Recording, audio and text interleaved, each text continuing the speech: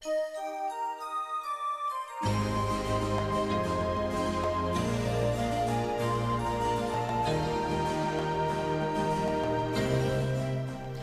welcome to this month's edition of Hope and Help for Families. My name is Matthew J. Watts, and I'm normally your host, but this month I am going to be the one interviewed, and my good friend, Mr. Tony Gordon, will be serving as the guest host today.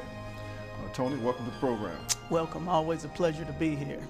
Good to have you, and good to have you in that seat and me in this seat. I was getting ready to ask you, how's it feel being over in that seat? It feels good, it feels good. Pastor, what I would like for you to do right off the bat is to tell me where you think the state of the black community is, the African American community in the state of West Virginia is right now. Well, and I think there's some wonderful things that's taking place. I think our churches in particular continue to do incredible work in communities, providing pastoral care and nurturing support for people in the communities. And we have some fraternity groups, sorority groups, and lodges doing some great things. And so there's some great things happening, but we face some serious challenges in terms of the breakdown of the family, the educational achievement gap that is well documented. Our children are not performing at the levels that they need to perform at to be competitive in a global economy. There's a disparity in health care. We're dying disproportionately from cardiovascular disease, hypertension, diabetes complications. There's a much higher unemployment rate for African Americans than there is for Caucasians. And so we face some real challenges, and unfortunately things are not moving in the right direction.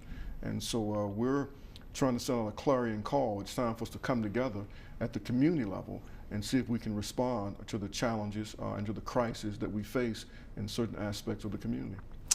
Now, Pastor, I know you and I know the work that you've done, and I see it firsthand a lot in the community. But I have to ask you, we've had this big march now, and the march is over. And first I want to ask you, do you have an opinion on the march and how you think it went? And a couple other questions we're going to try to see if you can elaborate on is where you think we go from there. Sure. Well, you know, I think that the march appeared to be a success in terms of there was a good turnout. Everything was done decently and in order, and I expected no less than that based on my conversation with some of the people that were involved. And I think it was an opportunity for some people to have a platform and a venue to articulate some of their opinions and some of their ideas. And there were some issues that were raised that certainly needs to be discussed in the African American community within the broader community at large.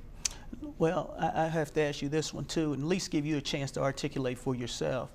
In the communities, there's a lot of question as to why you and the other pastors that belong to the Black Ministerial Alliance chose to not endorse the march and not participate in it. You care to elaborate on I would you prefer, personally? Yeah, I prefer to speak for my own personal, because I don't want to try to speak for other individuals. You know, at no time did we state that we were against it, because we weren't against the march, and we certainly supported the young woman and her family that's went through a very atrocious and a very horrific experience. And so we were not against it, the march, and we would support anyone having the constitutional right to freedom to peacefully assemble, you know, and have a march or demonstration. It wasn't that at all.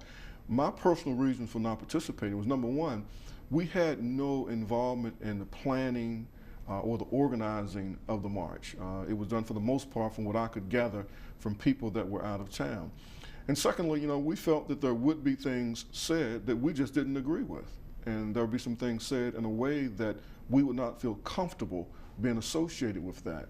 And we have a first responsibility, you know, to the God that we serve and how we represent Him. Secondly, you know, to our own families and to our local church and the people that I have a responsibility for leading. And so I just cannot lend my support and my credibility to events that I don't feel comfortable being associated with. That doesn't mean that I am against it. It just means that I have to live in this community after people who do things leave, and there's an expectation that some people have for me in terms of how I'm going to conduct myself. And I didn't want to be in a position of having to defend or distance myself from some things that might be said at that march that I just simply did not agree with. And so I felt the best course of action for me was to not be at that march and not participate, but to maintain the clear, consistent, clarion voice that we've tried to have for over 20 years in this city, trying to fight for and trying to advocate for poor people and black people in particular. Well, you touched on something interesting when you mentioned that the organizers of this march, they are since gone, and you guys as leaders of these local communities are left. And so with that being said, where would you suggest, or what do you think, and what are your ideas of where we should go now? Because obviously we're going to have some disconnect with some people that didn't get to hear you guys' reasoning for not participating. And so how do you pull that all back together? And as a community, for all those that have so much passion and pathos about participating in the march, how do we use that energy to advance the causes of the community? I think we just got to come back together. There have been some things said that could be divisive. There were some things said at the march, some comments made that was insulting and belittling toward the pastors who were not there. And that's one of the reasons that I didn't want to be there, because these ministers are my personal friends and we work together, and I was concerned that there would be some things said that would be belittling and insulting to them. But I think we've got to move beyond that, and we've got to realize that we are here together. There were some issues that were raised that are legitimate. Crimes against women, maybe we have not been as sensitive to that. Maybe we've not put that as a priority to be addressed in our community like we should be talking about it. And so this march and the interest around this case have brought this to the forefront. That's something now that needs to be placed front and center on the table for us to discuss in our churches and community gatherings, and how can we as a community come together to see if we can reduce and, with the Lord's help, eliminate crimes against women. We've got to come back to the table and delineate what are the issues, what are the challenges, what are the resources, where's our levels of commitment, where's our passion, and work together to develop a plan where that people can engage, where they have personal interest and personal passion. There's no one thing that's going to be done that's going to erase all the challenges in the community, but it's a combination of a lot of things being done simultaneously and in collaboration and synergy together to where we can see improvement taking place. But I think where we've got to start is coming back together and talking to each other civilly and respectfully, and realizing that we may not have agreed on participating in this event, but we do all agree that things need to change in this city, this county, and in this state for African American people, and that if that change is going to occur, it's going to start with us working together to make it happen. That's interesting, because there were a number of reasons why people marched at that march. And some of those issues, violence against women, I know there were people that protested for that. And of course, people were just there just to show the young girl that they supported her. Mm-hmm. But the march's organizers organized this march as a march against having hate crimes charged against those 6 people who are alleged to have committed a crime or accused of committing a crime mm-hmm. against this young lady over in Logan County. What is your take on this hate crimes, and do you think they should be filed? Well, I'm not an attorney, mm-hmm. But just as a layperson, that it appears to me that there is legitimate grounds for filing hate crime charges, at least at the state level. And I don't think that the prosecuting attorney in Logan County, Mr. Abraham, has ruled that out, that there's still a possibility that might occur. But I think what this has done, it has elevated this whole hate crimes issue mm-hmm. On the agenda in the community, and that is a good thing. And I commend Mr. Shabazz for doing that, because I believe that we should have a discussion, particularly from the legal community. One of my concerns has been the silence from the legal community, namely the Mountain State Bar Association, the West Virginia State Bar Association, and West Virginia University Law School. These are the legal scholars, and I think that it would be helpful and beneficial to the community if the legal people would weigh in and have a serious debate around the whole idea of filing hate crime, and as to whether or not hate crime should have been filed in this chart. I think that would be helpful for the community. This hate crime thing is something we have to discuss, and we don't like to talk about it because it causes us to look at institutional racism, historical racism, practical racism. It forces us to have a dialogue about race, and normally we recoil and we back away from having that conversation because it's too painful, so we don't make much progress. But this may force us to come to the table and talk about issues of race in a way that can be healthy and therapeutic, and hopefully a way that could bring about healing. Who are the primary people that need to come to the table so that we could start having these conversations to move forward as far as race relations are concerned in West Virginia? Well, I think that in this case, the legal community could help, because now we're dealing with the law and the application of the law and the interpretations of the law. I think, of course, the faith community, the pastors need to be at the table, and people from the faith community. I think from the business community, because there's still some concern as to whether or not there's true equal access to employment opportunities. I think from government, we need to have representatives from the broadest components of the community coming together and participating in the dialogue. But it also should be things that people are doing even at the very local level without anybody convening it. The people that live together and work together in close proximity need to start creating comfortable, safe places where they can sit down and have serious conversations about racial issues. Let me ask you about the Select Committee on Minority Affairs report. Have you had a chance to view that? Most definitely. Okay. And so how do you articulate what it says to you? Well, I think the Select Committee on Minority Affairs, for those viewers who may not be familiar with it, it emerged out of what started as a House Concurrent Resolution 76 in July of 2002. And Delegate Kerry Webster had introduced the House Concurrent Resolution with the support of some other legislators to convene a hearing to discuss the plight of the African American community. And so they brought in a lot of us from the community. People from state government came, and they shared around education, over-incarceration of African Americans, high unemployment rates, health disparities, limited economic development opportunities. So, make a long story short, that House Concurrent Resolution became a select committee, and for the next almost 2 years, the legislature convened hearings all around the state to discuss the plight of the African American community. And at the end of those hearings, the legislature compiled the Select Committee on Minority Affairs. And basically they looked at education, health, economic development, employment, incarceration, and so forth. And they came back and they agreed with what we were saying, that it's pretty bad. And not only did they agree it was pretty bad, in their report, they had recommendations. They said that something should be done about it. And they delineated a list of recommendations of things that the state should consider doing, which included the allocation of resources at the community level to address these issues.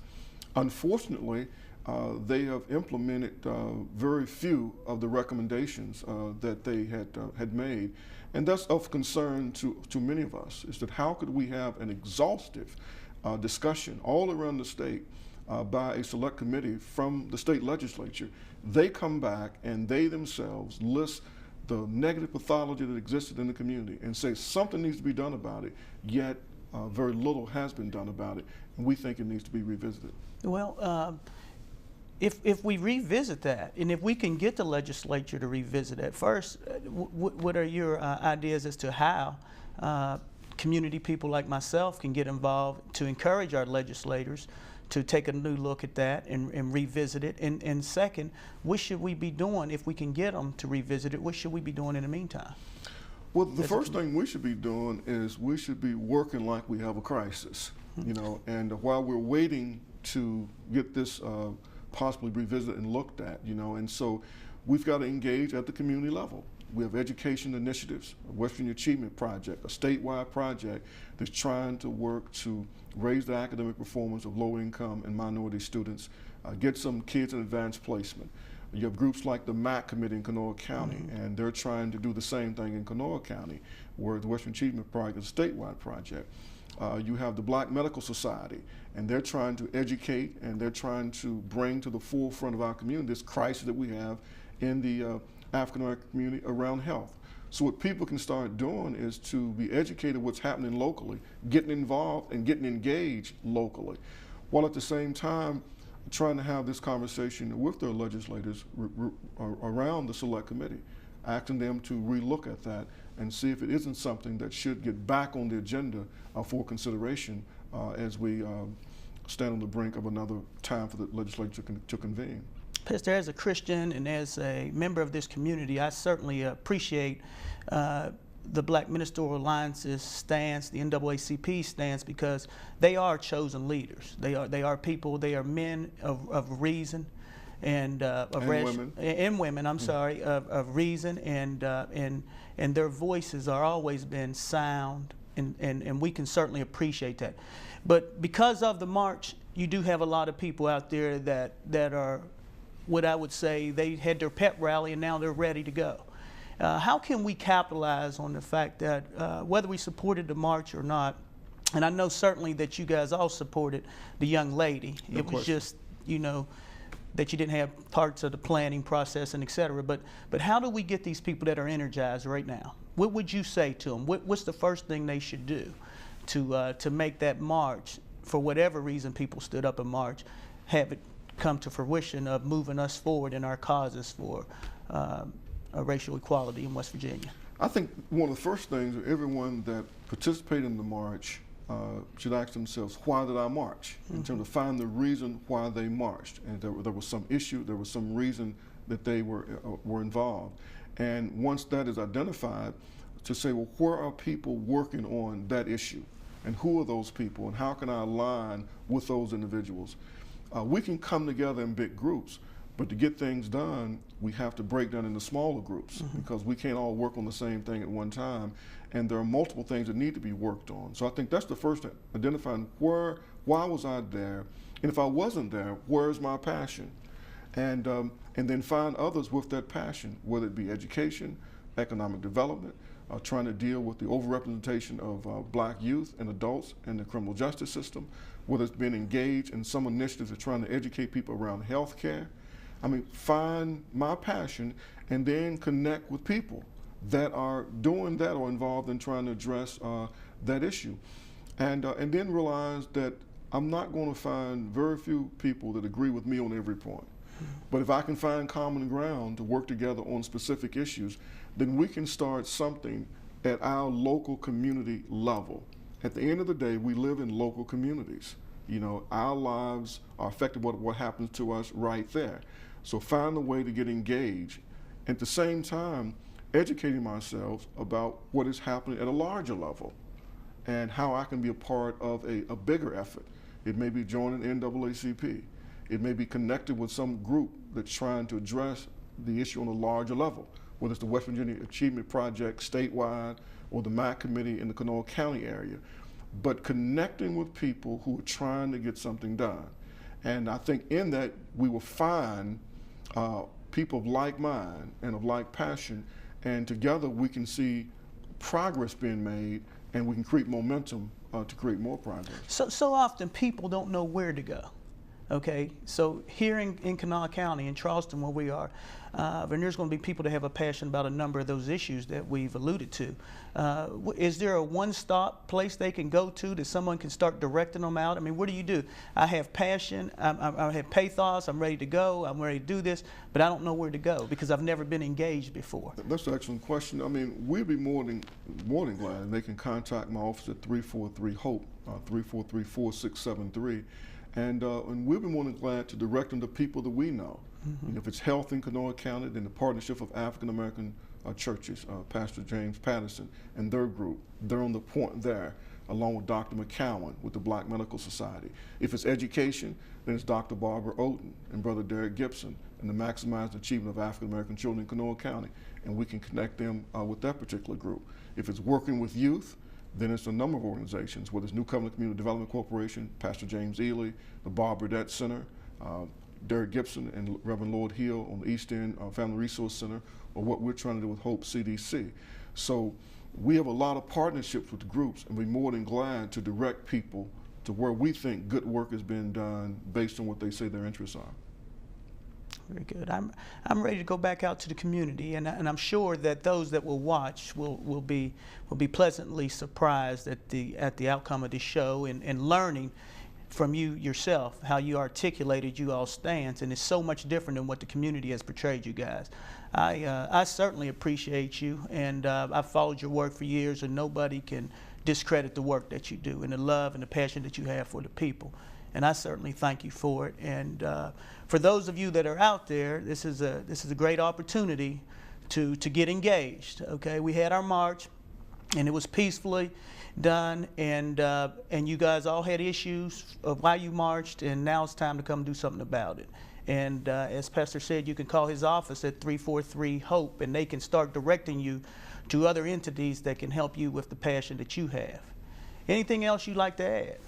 Well, you know, we're just, we appreciate you being here, and appreciate you serving as our guest host today. We think that there are great challenges, but those great challenges are nothing more than neatly disguised opportunities for us to do some great work. And we're just encouraging people, let's not allow whether people marched or didn't march divide us. We certainly agree that we got to work together to create a better community for everybody. And so we just invite everybody, let's come together and see if we can't find an area of our passion and our interest and get engaged and be a part of turning around what looks to be a bad situation and creating better communities for everyone. Lastly, I noticed just from the clips, because I wasn't at the march, I was participating in the West Virginia Achievement Project here. That was an exceptional event for kids that are achieving well here. But there weren't many kids there. And I think personally that we're missing the boat when we don't direct and focus a lot of its attention also back to the kids. And so you care to elaborate what your feeling is about the kids in our community? Yeah, I mean, we often say that children are the future. You know, children are the present, and they also are the future. And I think that's one of the great crises that we face right now, that a high percentage of our children are being born in single female-headed households. That doesn't mean that they can be high achieving kids, but it does mean that someone's have to come along and help those single moms, to help build the resiliency and help kids learn the discipline and what they need. And I believe that as adults, we have a primary responsibility to try to create the most caring, nurturing environment that we can, so that young people can be all they can be and reach their full potential and feel safe and secure and feel valued. And so we're challenging and encouraging everyone. Let's come together and figure out what we can do to help our kids do better academically, provide the type of structured recreational and enrichment activities that they need so that some of their free time is filled with positive activities, and to challenge them to buy into a vision of being part of the solution to improve the quality of life, you know, for themselves, their family, friends, and in the community. And catch a vision to see themselves as the leaders that's going to lead this show in just a few years. Mm-hmm. So we think that the youth have to be a focus in anything that you're going to do. And anytime you've seen significant change happen in any society, anywhere in the world, it's when the young people caught a vision that things could be better. And they chose to engage in some effort to make things better. And they chose to make some sacrifices so that they could be a part of moving things forward in a positive way. Lastly, was there anything negative about the march? All in all, I don't think so. I would have wished that there were not negative comments made about people who just simply chose not to be there, you know. But other than that, I mean, I think the march was a very positive thing. I mean, there's a lot of energy. The young adults seem to be energized by it. When I did my call-in radio program this past Sunday morning, I mean, the overwhelming majority of comments were positive in terms of supporting of the march. My philosophy is simple. Anytime you get people to start thinking about what the issues are, you get them to engage, to do something, you know, even if it's just march. You've overcome the inertia of people being idle and passive, and then you've got people moving. And if you can move them toward some type of commitment of involvement and engagement, then hey, you can make some things happen. So, no, I'm pleased, and I'm glad they had a great march, and that everybody was safe, and there were no negative incidents. And again, I think it's something that can be built upon to advance things in our community. How about what do you think about the fact that that the Black Minister Alliance hasn't really come to your support? I listened to your radio show, and I thought you did well in defending yourself. But have you heard from any of those guys? And I'm sure they appreciate you standing up for them. But are they going to ever publicly speak to the community, or what do they have in the works? Well, I'm not quite sure. I'm sure there's going to be some type of response. You know, we felt like that we had to speak. A lot of conversation, a lot of discussion was taking place about this march and about regarding the African American ministers as a group not participating. And so we felt like we had to speak, that our voice needed to be heard, and that we've never went anywhere and hid because we were criticized for something. I would have hoped that there would have been more response, you know, from some of the other ministers, but they had their reasons, I'm sure, for not speaking. And where they will speak in the future, I'm not quite sure. But we had to let our voice be heard, and then let the people decide, you know, if they want to listen to the voice. Our position is really simple, and we've tried to be a voice that really articulated what issues were, trying to provide opportunities and trying to encourage people to get involved. And we didn't feel like that we could allow our voice to be subjugated under other voices. You know, that it needs to be the voice that it's been. And then those who have an ear to hear can and will hear. And those who choose to respond to the voice will respond. There's always going to be many voices speaking, you know, and then the people will then decide which voices they want to listen to and which voices are articulating clearly and specifically, you know, what we need to do to see improvement in our lives personally as well as in the community. And speaking of that, in your local congregations, have you had any disconnect with any of your members, or has your church services since the march been the same, or have you taken any criticism from your local bodies? Well, for me personally, I think that my congregation was in support of the position that I had taken. And I've not received criticism, you know, from members of my congregation. Yeah. I'm sure there were some who disagreed, and that's fine, because I would not try to keep anyone from doing anything that they felt that they needed to do. And at the end of the day, I think people have to make those decisions and choices as to what they think they need to do, and I'll certainly respect their position. Very good.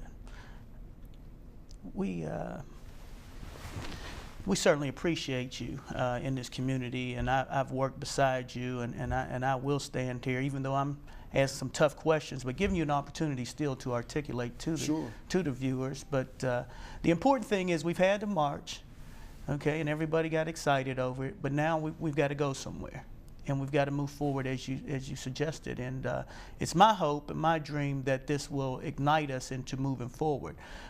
Very important issue. I hope that our legislature we'll revisit this Select Committee on Minority Affairs report and do something about it instead of just reviewing it and maybe shelving it. And I certainly appreciate you giving me the opportunity to ask you some of these questions that our community has out there. Well, we appreciate the opportunity to do it. And I think that what we've got to realize that time is now to do something. So anyway, we're out of time, and I want to thank you for serving as the guest host today. I want to thank those of you viewers for allowing us in your home, and we look forward to seeing you next time.